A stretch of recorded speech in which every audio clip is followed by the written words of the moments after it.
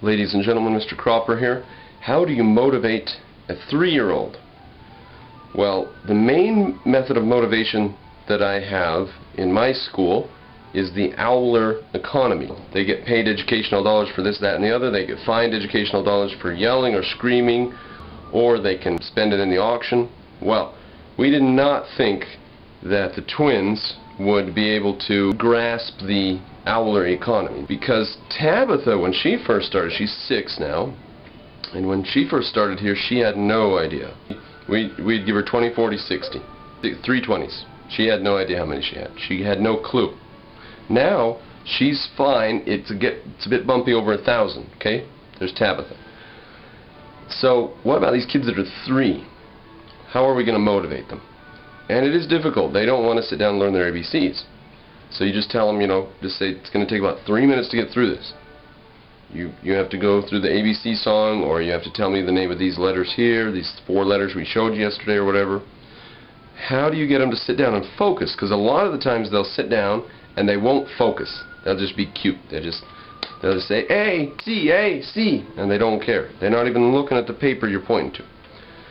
Well, after dealing with that for a couple of days, I decided we are going to have to give the twins Owlers after all.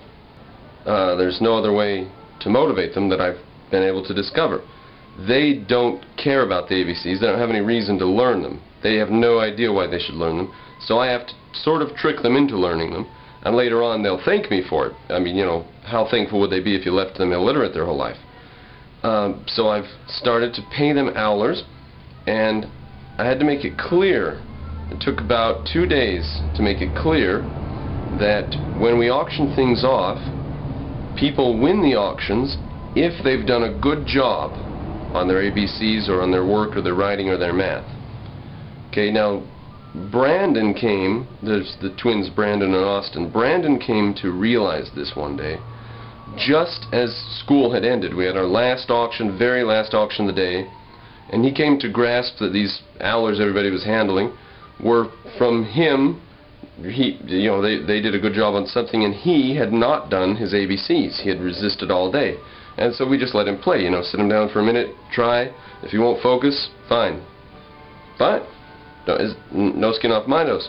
Everybody's leaving to end of school recess to wait for their mothers to pick them up, and Brandon says, I want to do my ABCs. I want to do my ABCs. I want to do my ABCs. I want to do my ABCs. He really wanted to do them. So we sat down, and he focused really hard until we got to the LMNOP, because that part of the song is a little iffy, sound-wise, LMNOP, right? And then after that, we got through that little bumpy spot, and he was sort of zoning out on the bumpy spot, and I said, okay, oh, no, I won't give you any Owlers then. And I just sort of started to stand up from my chair, and he said, okay. And he looked straight back at the 3-year-old. He exactly knows what he needs to do. He wasn't confused about why I was getting up from the chair. He knew it was because he had started to lollygag and look off in different directions. So he would look back at the chart. We continued to the letter Z. I gave him a bunch of Owlers, put him on the board for him for his bank deposit, give him back the next day. And that was the first time he really focused and did his alphabet. And since then, we've gotten him and Austin repeatedly to do their letters with high levels of concentration. Sometimes they break down in the middle of it, and when they do that, I will just send them off to play, and sometimes if they have some Owlers already, I'll take some of their Owlers. Junior, for example, wouldn't write we had him doing the letters K, L, M or something like that, 3, 4 letters at a time. We had him practicing these letters, and he sat there for about 10 minutes and had not done anything. And I warned him he needed to write his letters or he wasn't going to be able to go play. And he didn't want to write them. And he sat there for about another 5 minutes. And after all this, having written 2 letters, and the whole board is empty except for 2 letters you've written. And so I said, okay, you have 200 Owlers there? Give me the 200 Owlers. I'm taking this from you because you're not doing your work. Now you go play. And he was mad. Ooh, he was mad. We haven't had him sit and lollygag like that since that day. He went away, and at the end of the day, he went away and played. And at the end of the day, when we had our last auction, Bobby Sue said to him, where are your Owlers? Didn't you have some Owlers? Because they do lay them down and misplace them and stuff from time to time. And he said, Brandon took them away because I was being bad. And she looked over at me to see if that was true, and yes, that's true. He doesn't have any Allers. So we have these 3 little boxes of full of just silly little things. Stamps from the dollar store, you know, little ink stamps that wash off with soap and water and stuff.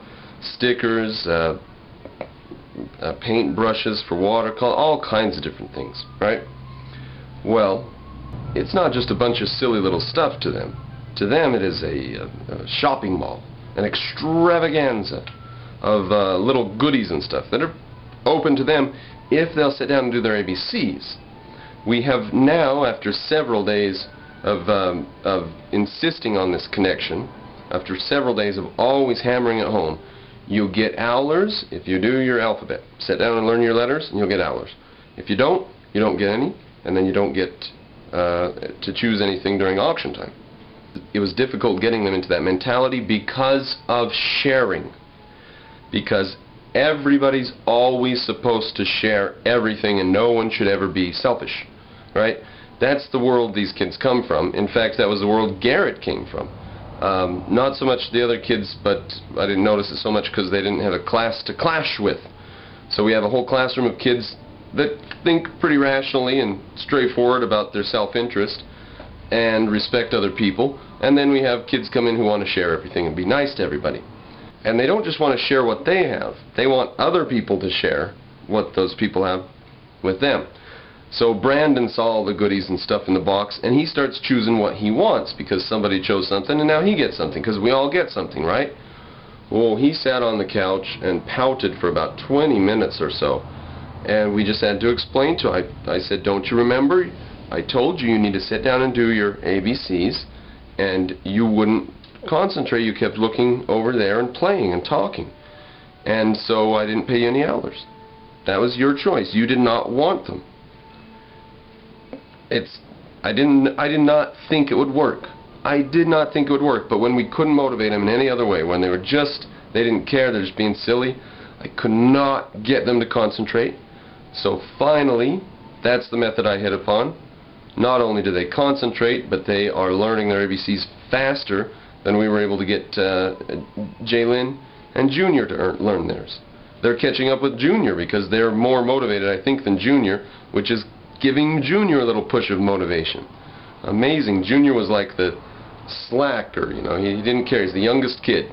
That when he came in, Jaylin got pushed up a bit. So now Junior's the slacker. Now the twins come in, pushes Junior up a bit. Now the twins are sort of slackers, right? It's weird. We can't go down below 3 years old. So we got the bottom of our pushing up scale. But anyway, so there's Jaylin 5, Junior 4, and the twins 3 years old. And they're all going to be, I think, equal with where Tabitha is right now in reading by the end of this year. That is amazing, considering the fact that you're not supposed to really teach them the alphabet and stuff until they're about 6 or 7. 8, according to a lot of people in England now. And here I'm teaching it to 3-year-olds, and they're getting it. They know the letters A, B, C, O, P, Q, S, Z, Y, you know, smattering of letters, and they're getting better and better each day. Junior couldn't have cared less about it. Before the twins were here, we have these flashcards, the whole alphabet, and I just mix them up randomly, and I have him and Jaylin, sit there. And whichever one tells me the name of the letter first, they get the card. Jaylin would get like 18 of them, 19 of them. Junior would get 6, maybe 7.